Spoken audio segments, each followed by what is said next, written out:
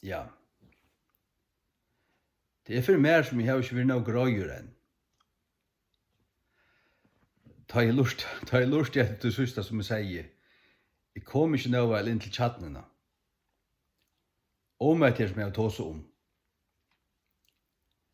Att hev du en bibel som säger i 4 Peter 3:18 at Jesus løy deian i halden men var livande gjørd i andan. Så det pura grått at så lærer det at han døy i halden det som døy det var halde og det som var livande gjørd var anden. Det som det lærer. Det vil si og i tar med Bibelen, men til en falsk Bibel. Til at det som døy var kjøttet rett. For så vidt det er rett, men vær livande gjør i andan, det lærer sjåvande til at ta en røys opp, ta røys bære anden opp. Tog at det stender, tog at hur ska man säga det? Han løy deian og i kjøten. Okej, så døy i kjøtet, ikke anden. Men, vær livande gjørder og i andan. Så at det sender et forvirret signal. Tog at vær han livande gjørder og i andan. Så stendes så hanker spurningen her, han løy deian i kjøten. Men ta han var vakter opp, ta var anden vakter opp. Så lærer for så vidt øysene til at anden døy. Ta han skulle røysast opp, ta var det øyneste som var røyst opp, det var anden. Men var livande gjørder i andan. Så har det fullstendiga logiskt og slett iverhøver ikke rett. Men stendet det som det stender i King James at han was put to death in the flesh but quickened by the spirit. Så det her at han sa, deia vi vikur så døye kjøte, og ta han skulle røysast opp, ta var det anden som røyste han opp. Ja, hvert røys så opp? Han. Og hvert det? Ja, så var det som høylt det som Bibelen lærer, at han var livande gjørd av andan, og hvert var livande gjørst, så, det som døye. Hvert døye kjøte. Det vil si at han røys opp likamlige. Og så lærer det slett ikke til at anden døy i høver. Til her forstendet det til at anden og svalen kom ui etter likame, og så røys han opp. Tog det 100% rødt lære at Jesus løy deian i kjøtenen, men var livande gjørder av andan vi stauren av. Så det er en bibel som gjør mon av større A og luttla A. Her måste du gjøre det. Gjør du det, så måste du gjøre det. Gjør du det ærestande, så måste du gjøre det. Du vet, vågjere, altså brøtt. Og hever du så en bibel som Bibelen Sjadal og Viktor her som det stender, men man livande gjør det ui andan vi luttla A. Og du akkurat hever vidt gjørst hvordan Jesus døye, det var kjøttet som døye. Han løy deian i likamn, i kjøttet, i holden. Ok, så du akkurat vidt gjørst Jesu døye, hvert døye, og hvert hente, og det var hans holdt. Men tar vi så kommer til opprøstene, så røys han opp og i andan, vi luttlerna. Ja, hva lærer det? ta lærer til at ta i opprørsning kom, så røys anden opp. Han røys opp og i andan. Hva Jesu opprørsning vikur, så røys hans herre ande opp. Hva merker det? Det merker bare åt, og ikke anna. At han røys opp som ande, og gonger i hamfer. Og igjen det her bibelsk læra, nei til satanisk falslæra. Det røynderska gnosticisme. Og så kan man si at det egentlig ikke det som vi lærer ikke det, men hvor lærer det av bibeltøy for Peter 3:18? Og så kunne du si at da vi kommer her til å forklare det så. Men det ikke det som stendur. Det som stendur han røys opp i andan, ved lytlene. Og ande ved lytlene, det menneskene ande, det ikke hele anden. Og i andan, det steg i anda, så kunne man på en snedjan, kraukutan, snikklutan måte forklare seg urtui. Men det stender i andan, ved lytlene. Da du akkurat sagt halden, og så sier i andan, halden til hans hold. Og da du så sier og i andan, så det, så skilder det som, ok, hans ande. Så røys hans løsande. Da han røys opp at så var det hans ande som røys opp. Så det stender ui andan. Jeg tås altså om Bibelen, Jadal og Victor. Jeg tås ikke om det sånne Bibelen, og jeg sier altså ikke å lære det her. Jeg avdur ikke falsklærer. Jeg sier ikke å lære det her. Ta jeg lærer, så lærer jeg til at Jesus la i deian, eller han var tidsen av løyvi ui kjøtten, men var livande gjørdur av andan. Det Gudslæran.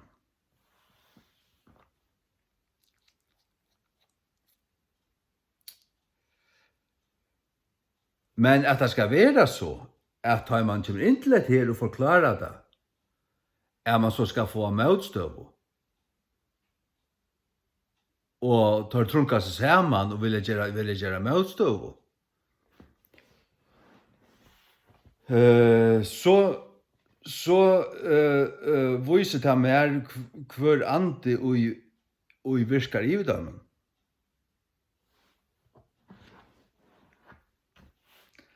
Hver ande og vil bruka det, og hver ande og føler seg høttan. Det den gnostiske alexandriske anden, som virkar iver Vatikanen og Pavavelten, som virkar iver kyrkjebøydene, og som òsne hever vidløyt Viktor, og som så hansara talsmenn vilja verja.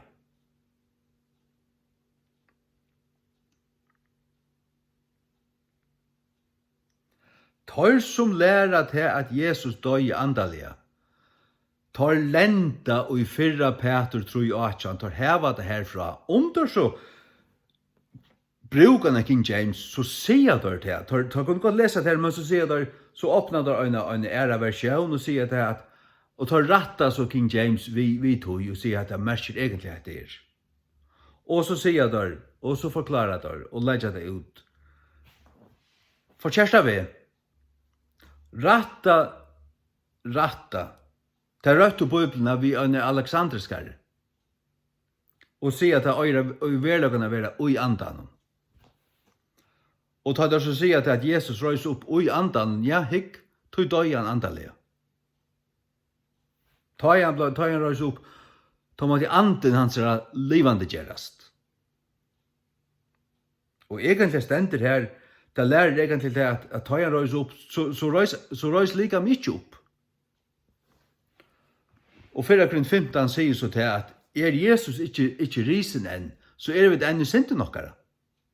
Jesus ikke risen, så vi enn i synden okkara. Tog at hans opprøysen hever tengjist òsne okkara frelso. Han var given opp for okkara synder, og han var røystur attur for okkara rattvistgjering, lærer Romerbrev 6.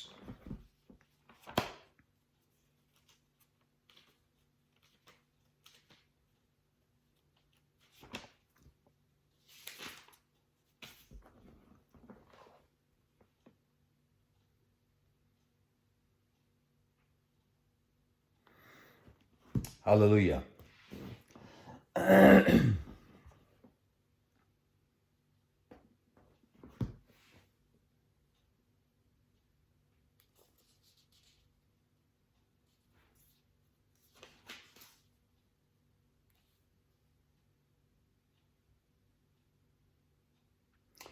Romerbrev 4:25. Who was delivered for our offenses, but was raised again for our justification. Han var given upp för okkara misbrott, men var røstur attur för okkara rattvistgjering. Så han sa upprøsten hever ta ger til at vi tar en livande trygg, vi tar en livande frelsare. Han døy for okkara synder, og vi vera gjørd ått, vi vera gjørd til ått, vi hansara deia og upprøsten. Så han sa deie var for okkara synder, men hei han bara døy og ikkje risi attur, så hadde vi vært griven vi honom til deia. Men så hadde vi bara vært deg. Men han raus attur. Og vi identifisera, eller vi gjør til ått og i døpen vi hans deia, to rusa vi opp at røysne vi honom. Og det til nytt liv og til rattvistgjering. Tog at nu han deir fra krasinter, og vi risen opp vi honom, tog vi rattvistgjørt. Det vil si at vi kunne liva i andan. Det det som tar merker. Who was delivered for our offenses and was raised again for our justification. Halleluja. Ta jeg var i Hetland i 95 og Jack av gøtene hver kveld ved Nudja Testamentet og vittna i falskje. Så les jeg nekve i Bibelen i kveld, den farva vers under, og stekka i falskje og vittna i fyrdommen, og et vers som jaunan tog fram, det var 4 Peter 3:18. Tog ta teker saman all frelseverskje, hver Jesu, hver han døye, og hver han røys oppater. Tog veit det at det hadde vært 4 Peter 3:18 et likla vers som må være rett og en rettare bøybel. For at hele anden skal kunne kvila rett iver henne, og hon skal kunne være Guds ord, ikke en satans perversjon. Jeg leser her, og i 4 Peter 3:18. For Christ also hath once suffered for sins, sagt du? Kristus øysen hever øyna for livet for synder, the just for the unjust, hin rattvise for hinnar euratviso, hin rattvise fire hinnar euratviso. Kristus og liv for synder, hin rattvise, han var rattviser, fire hinnar euratviso til for meg og til, han løy for okkon. Fyrir at han må kunne føre oss til Guds, that he might bring us to God. Sagt du, fyrir at kunne føre til Guds, så løy han fyrir tunna synder. At det er evangeliet, sagt du. Being put to death in the flesh, han løy deian i kjøten, han hekkar av krossen, og han døye. Han døye fyrir te og med, av krossen. Hva døye? Jesu likam. Han døye likamlige. But was quickened by the Spirit, så at 3 dager røys han oppater. Heile anden røyst han oppater. Så at du hadde atler patchen fra atler sett. Men han stender rett i King James, og han stender ikke rett i øren Bibelen.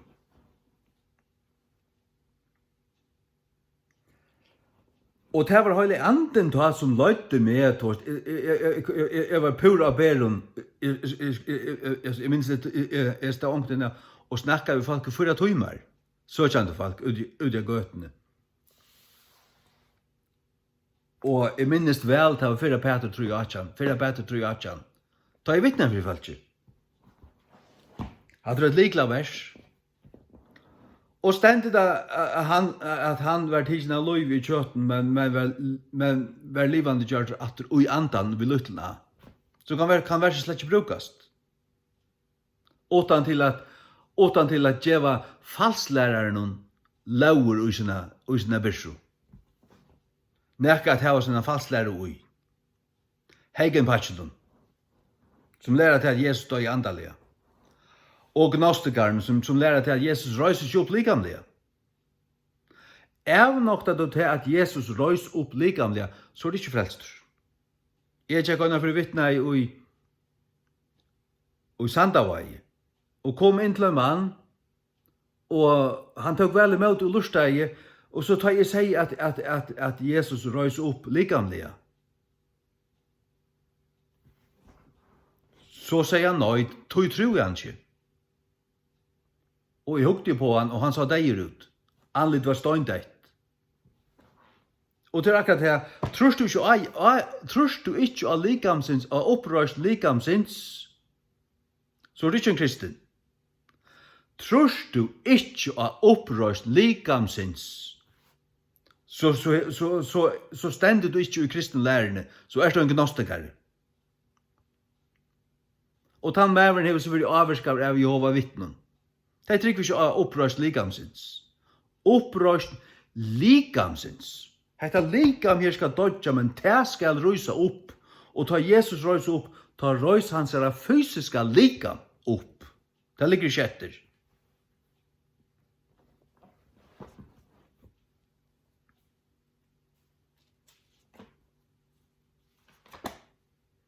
Og det er røyst opp.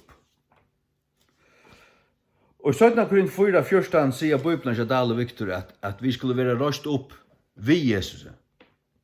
Og Dale sier enda samme ved Jesus. Skulle være til røyst nekka som skal hende I fremtiden. Det ved Jesus, så han ikke røyst opp enn. Hva sier King James?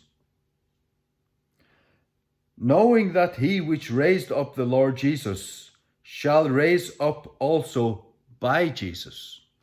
Vitande at han som røyste opp Herren Jesus skal røyse opp okkun øysne av Jesus. By kan være vi eller av. Vi bruk av. Det vil si at ta I opprørsene være, så være det goddømmeren, men Jesus vegna goddømmeren kommer til å utføre det. Ja, men så er det ikke vi Jesus, men av Jesus. Det Jesus en personer. Og hikker man I Johannes 6, så sier Jesus til at han tog med kjemer til de som I grøven skal høre rødt, sånner Guds, og de som hører han skulle leve. Og han lærer det i Johannes 5 og Johannes 6, fer etter, at ta opprøsningen kommer hendt, at ta Jesus at røyse okken opp. Så til langt og grundig å etablere at Jesus kommer røyse okken opp sjálvur. Og så ferien I lov I seg sjálvun, så som han givet sinnen at hava lov I seg sjálvun.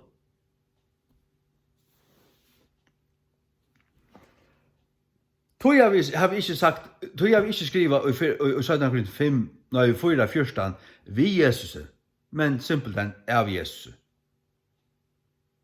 Tog at Jesus kommer å gjøre det. Og det rett? Ja, det rett. Så ta I bei kan bei merke vi eller av, altså vi og tøtningen av vi bruk av, som øyder ved at danskene ikke med, men ved det. Det første året vi kan bei merke sammen vi eller vi bruk av. Men det personer, så det personer som utøver det, ja, men så det av honom. Til han gjør det. Således kan en tøying, hvis man løyter av Guds anda, således kan en tøying bli rattere og grøyere og bedre enn det som du tøyer fra. Tøy at du kan svære handa ved, och du kan välja, bara är försvarlig, men annan är bättre, och du väljer den bättre, hyck, så blir det bättre. Och hatta tåla tar som trycker på uppblåst upprunna handrit som som väl Guds ord, men kvar är det när vi har det inte, och det har tröttla tryck var uppblåst upprunna handrit. Tar kun inte fejsa det här, tar kun inte insutja det här. Att God kan ätla och betra sitt år självor och jökna tøyina så att det blir rent faktiskt skujrare. Att det blir skurka. Det var skurst och det är skurst, men God skurka det ösene. Så att det kommer till ett endaligt produkt här som det bara är, och så att det är bättre. Det kommer jag mål alltså.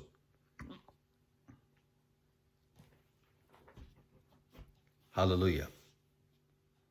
Ja. Så det är det. Korsa morda minne. Amen. Orsmor.